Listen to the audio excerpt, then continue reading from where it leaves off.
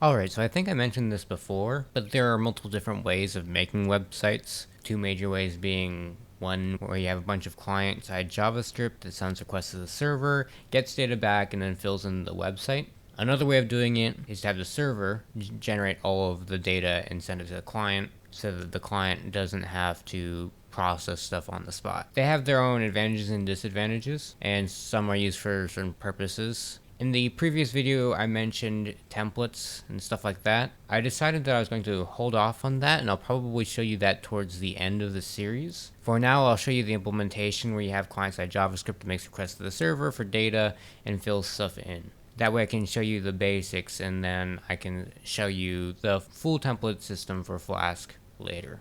So if you have seen the previous video, I was working on a messaging website with channels. So here's channel 1, here's some messages, I can go back to home and channel 2. So this is just a basic layout. So today I'm going to be showing you a bit about HTML. I'll be making the main page for the website. The next video I'll be showing you CSS, and the video after that I'll probably be showing you JavaScript and then hooking up all the data. And then maybe after that I'll go into MongoDB. So right now I just need to show you how HTML works.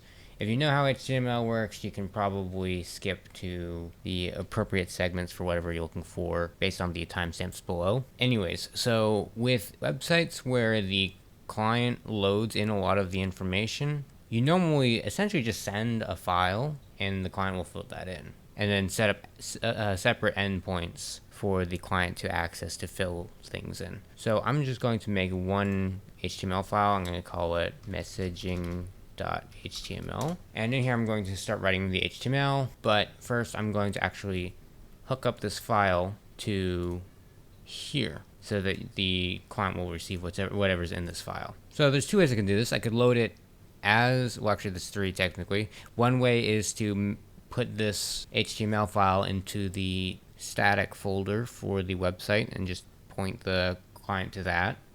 Another way is to load the file when the server starts and just keep serving it from RAM. And the third way is to just load it every single time the client requests it. I'm going to do it the second way because it's probably the easiest to understand and also the most efficient, because if you load the file every single time someone requests it, it's going to be harder on your drive on the server end.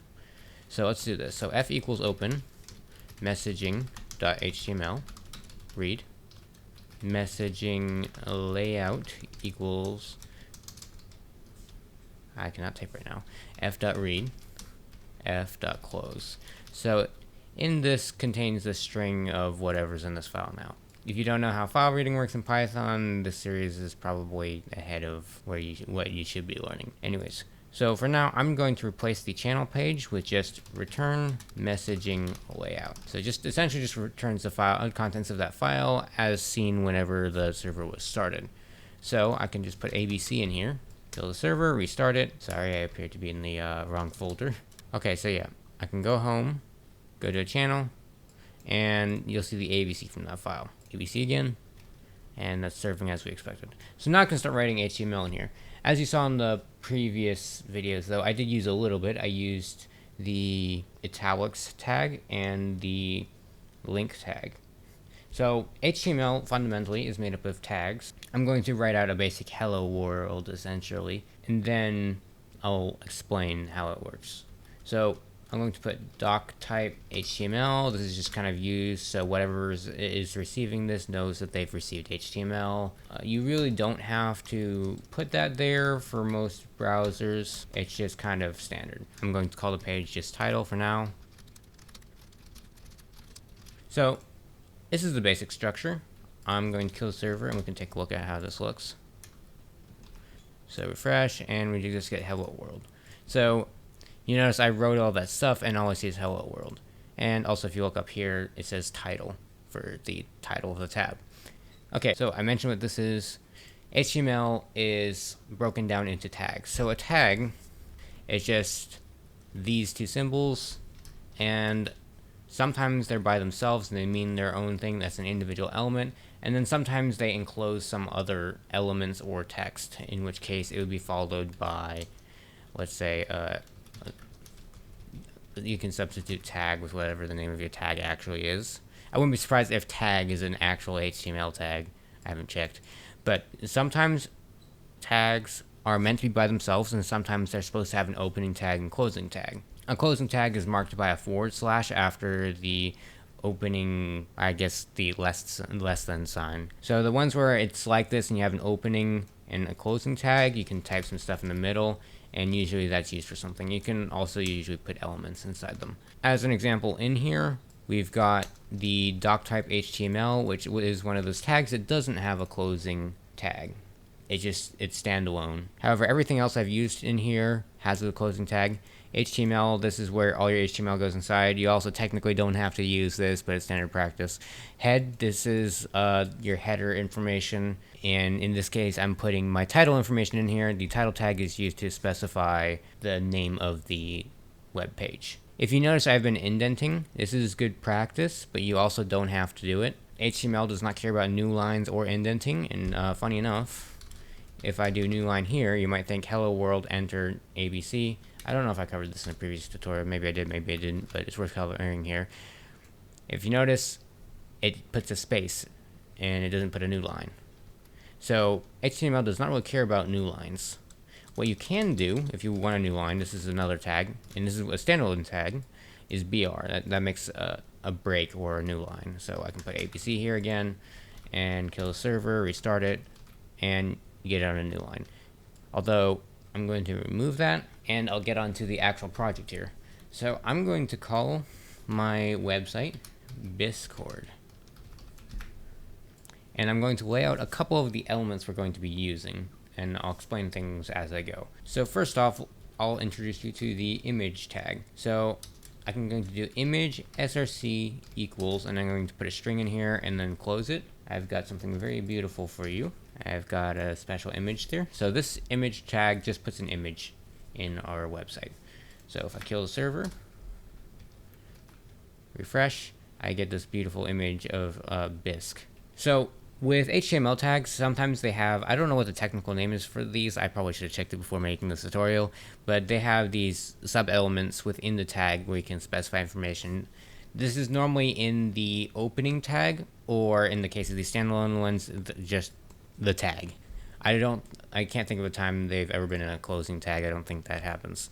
Anyways, so with the image tag, there's some other fields I can modify, and this goes for a lot of tags. There's these fields or whatever where you can specify values. src is the URL that this image is loaded from. I could host this image myself by putting it in a static folder. I'll probably show you that later in the tutorial series, but for now I'm just pulling it off of Wikipedia. But for the image tag, there's the width field. So I'm going to set the width to 100. That's like 100 pixels, and then height equals 100. Actually, I should probably put px, because I'm pretty sure this is using the CSS measurements. So I'll go over the whole measurements thing later. That's more of a CSS topic, but for now just know that's 100 pixels. Another thing I'm going to put in here is the class field. This is used for essentially marking different tags for modification with CSS, and I think CSS stands for cascading style sheets or something like that. So it's just the thing that makes your website look pretty. HTML is the raw layout in the data, whereas CSS is what makes it look nice. So CSS accesses different tags based on class. It could also go off of something called the ID. So I could do ABC is the ID, but I'm not going to do that here. Normally you use IDs for elements used once, and normally you use it for things you're going to interact with using JavaScript.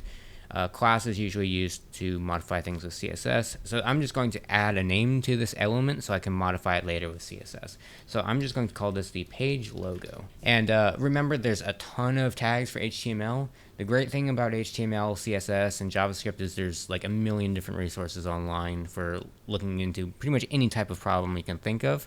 So if you're trying to make something on a website, you can probably look up how to do it with HTML and CSS. And if you're curious about the different tags, you can just look up all the HTML tags. There's probably like, 100, who knows. But the list's not too long, so you can reasonably look through it, but it's too long for me to cover in this video. I highly recommend looking through these resources and trying out the different tags, as I'm not going to even get close to using all of them. So now I'm going to use a tag that has an opening tag and a closing tag for the header of our website. Well, technically the head is up here, but this is going to be the title text of the website within the web page, not on the tab itself. So I'm going to call this page title, and I'm going to say Biscord H1,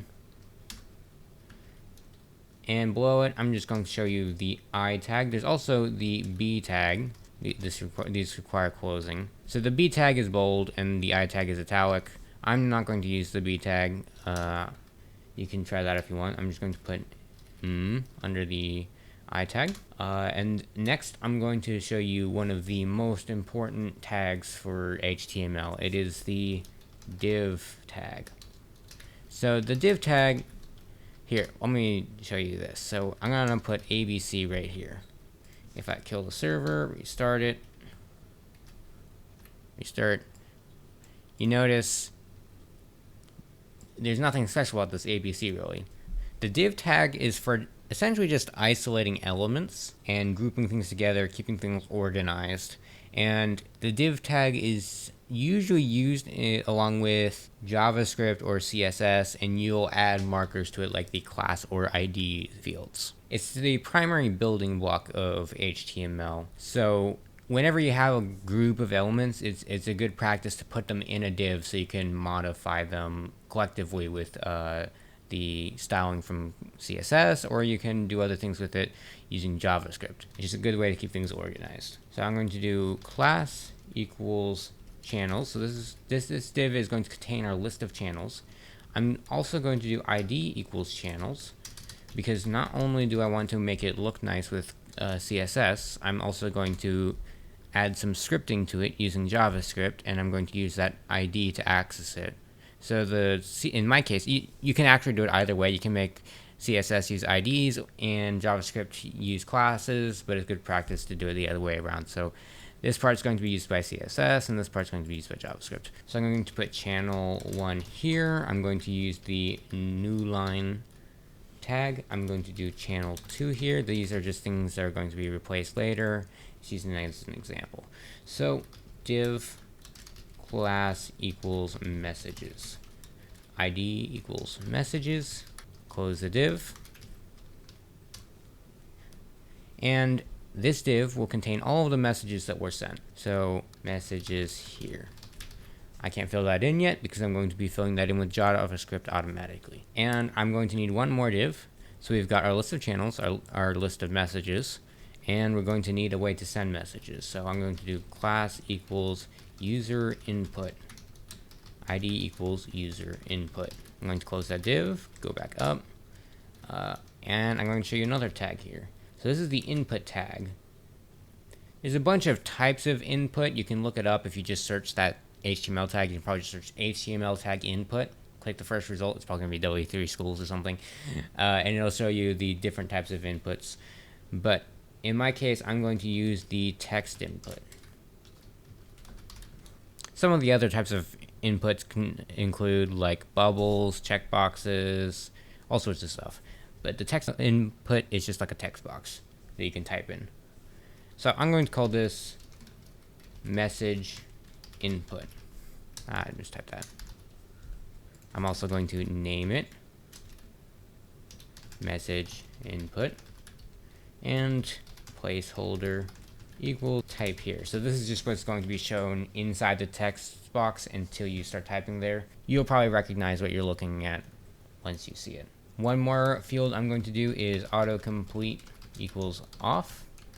So sometimes your browser will add suggestions. It's like an autocomplete thing based on what you've previously entered into a field of, I believe it's either that ID or name or something. So if you're sending messages, you don't want to see those autocomplete stuff. Normally it's used for like usernames when you're logging in or something like that.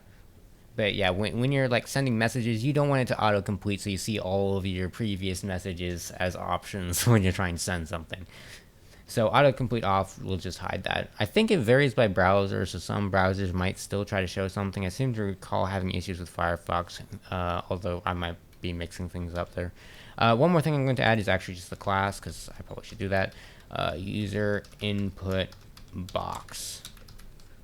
So the input tag is one that doesn't have a closing tag. It's just by itself. And then we're going to put button.